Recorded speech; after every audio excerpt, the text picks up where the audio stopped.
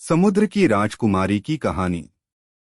बहुत समय पहले दक्षिण भारत के एक तटीय गांव में एक मछुआरे की बेटी मीरा रहती थी।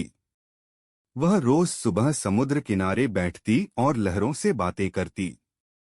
गांव के लोग उसे सपनों में खोई हुई लड़की कहते थे, लेकिन मीरा का मन समुद्र की गहराइयों को जानने को करता था।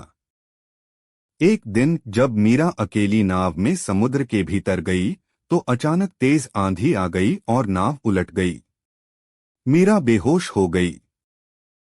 जब उसने आंखें खोलीं, वह एक चमचमाती नीली गुफा में थी जो समुद्र की सतह के नीचे थी। वहां मोती जैसी दीवारें थीं और बीचों बीच एक सुनहरा शंख रखा था। जैसे ही मीरा ने उस शंख को छुआ, एक दिव्य स्वर गूंजा, मैं हूं शंखिनी, समुद्र की रक्षक आत्मा। तुम एकमात्र इंसान हो जिसने बिना स्वार्थ समुद्र से प्रेम किया। अब मैं तुम्हें अपना रहस्य सौंपती हूं।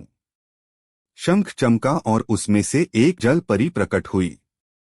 वह सुंदर नीले वस्त्रों में थी और उसके बाल समुद्री झाग जैसे झिलमिलाते थे।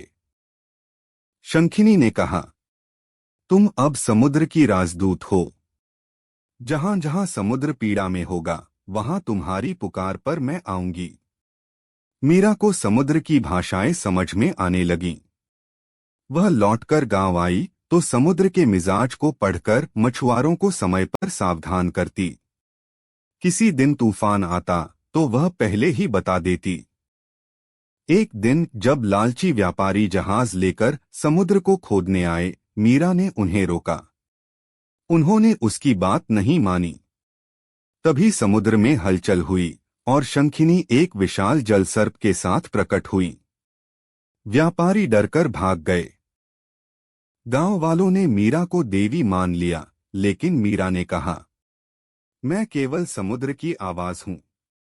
इसकी रक्षा करना हम सबका कर्तव्य है। इस कहानी से ये सीख मिलती है कि प्रकृति से सच्चा प्रेम करने वालों को प्रकृति अपनी सबसे बड़ी शक्तियां सौंप देती है, और जब हम उसकी रक्षा करते हैं, वह हमारी